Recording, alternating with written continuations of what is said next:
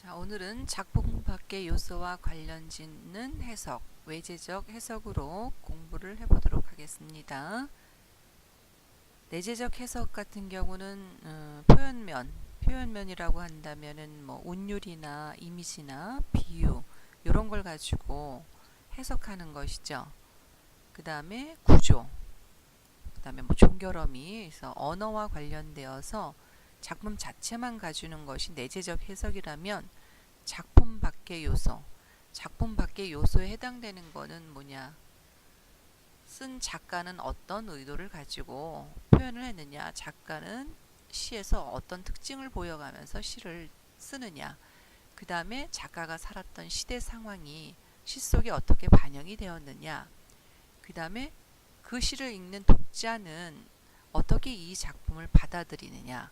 즉 외부 요소에 기대는 해석이 외재적 해석이 되겠습니다. 그럼 작품 밖의 요소와 관련 짓는 해석의 첫 번째 표현론.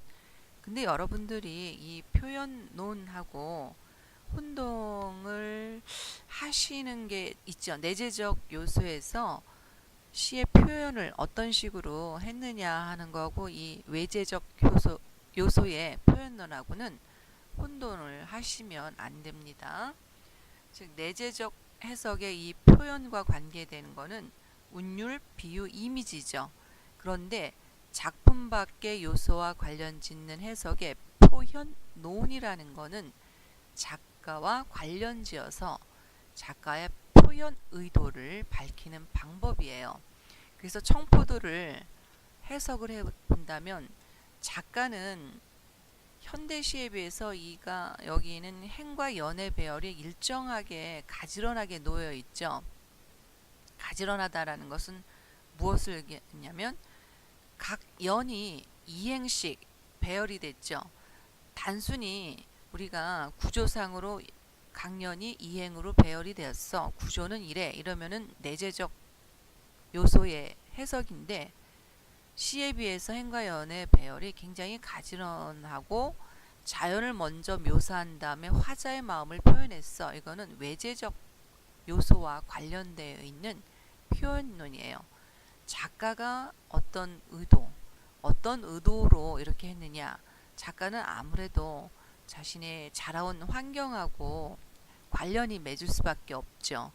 바로 태계 이황의 자손으로 어릴 때 한문을 공부를 했어요. 그러다 보니까 이 역량으로 시도 한문의 그런 가지런한 배열, 어떻게 보면 글자 수를 맞추는 것 같은 그런 이미지가 담기게 되죠.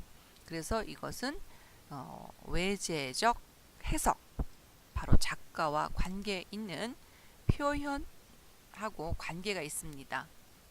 그 다음에 여기 자연을 먼저 묘사한 다음에 화자의 마음을 표현했다라고 한다면 이 시 그 6년을 보면 3년까지가 자연과 관계되는 것이고요. 4연서부터 6년은 작가의 그 마음을 드러냈다고 볼 수 있습니다. 내용면으로 보면은 기다림과 희망, 미래 준비, 요거는 우리가 내재적 요소로 해석했을 때였죠. 근데 자연을 먼저 묘사한 다음에 화자의 마음을 표현했다라는 거, 요렇게 본다면 앞에 3년까지는 청포도가 익어가고 뭐 꿈꾸며 알알이 들어와 박히고 이런 얘기죠. 근데 뒷부분에 3년 이후 4연부터의 내용을 보면은 작가의 마음이 드러나 있다고 볼 수가 있죠. 작가의 마음은 청포를 입고 희망을 안고 찾아오고 청포를 따먹어도 내 손은 젖어도 좋고 자기의 마음이죠. 손 젖어도 좋다. 그 다음에 우리 좀 준비를 정성스럽게 하자. 이런 내용이 담겨 있죠. 그 다음에 반영론에 따라서 작품을 해석하는 방법이 있는데요. 반영론이라는 것은 시대를 반영한다고 생각하시면 돼요. 즉 현실과 작품의 관계를 중심으로 작품을 해석하는 방법이에요. 즉 현실이 얼마만큼 반영이 됐느냐. 그 해석은 어떻게 해석을 한 거냐면 내가 바라는 손님은 바로 고달프게 괴롭게 살다가 평화의 날에 함께 기쁨을 나눌 독립지사, 사람으로 본다면 독립지사, 지사라는 거는 뭐라 그랬어요?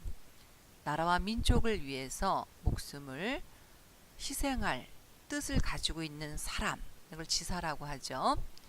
그 다음에 개념적으로 그냥 내가 바라는 손님은 사람이 아니라 평화, 청포도가 막 익어갈 때 내가 바라는 손님이라는 그런 행복하고 평화로운 세계, 이런 세계를 나타낼 수도 있다라고 하는 거.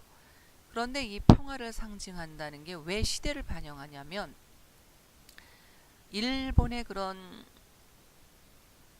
어두운 현실 속에서 우리 민족이 사니까 그 현실이 어둡잖아요. 그러니까 빨리 해방이 돼서 평화롭게 살고자 하는 마음이 암암리의 시 속에 들어가 있죠. 그래서 그렇게 봤을 때 반영론과 관계된 겁니다. 그 다음에 두 번째, 청포도가 익어간다가 단순히 청포도가 맛있게 익어간다라는 작품 자체에 대한 해석이 아니라, 시대를 보니까 우리가 이렇게 몸부림치는 거, 독립을 위해서 몸부림치는 게 결실을 맺어간다, 이렇게 볼 수가 있죠. 그래서 독립의 결실을 맺을 것이라는 소망이 담겨 있다라는 이 두 부분이 바로 작품의 시대 상황, 현실과 그 관계를 중심으로 작품을 해석하는 방법이라는 것입니다. 그 다음에 여기에 대한 근거, 바로 이 우리가 해석을 이렇게 했으면 근거가 있어야 되겠죠. 왜 독립운동과 관계가 있느냐? 이육사 자신이 일제강점기에 독립운동을 하다가 감옥에 갇혔죠. 독립운동을 했다는 건 1925년에 의열단에 가입을 했어요. 이육사가. 그래서 의열단에 가입한다는 것 자체가 독립운동을 하겠다라는 뜻을 가지고 있었죠. 그 다음에 1930년대인가 장진홍의 조선은행 대구 지점을 폭파한 사건과 연루가 돼서 감옥에 갇히게 되죠. 그래서 이런 걸 토대로 이 청포도라는 시가 단순히 내 고장 7월이 청포도가 익어가는 고장이라서 그 고장을 칭송하고 그리워한다, 이런 개념으로 받아들이지 않는다는 얘기죠. 그 다음에 해석 근거 두 번째는요, 이 시는 일제가 우리 민족을 아예 없애려는 정책을 펼쳤던 민족 말살 정책이라고 하죠.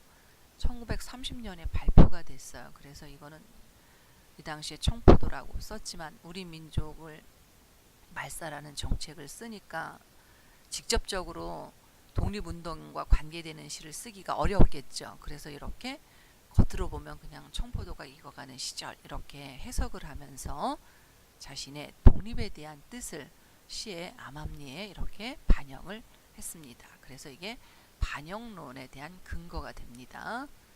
그 다음에 독자 입장에서 보는 효용론이 있죠.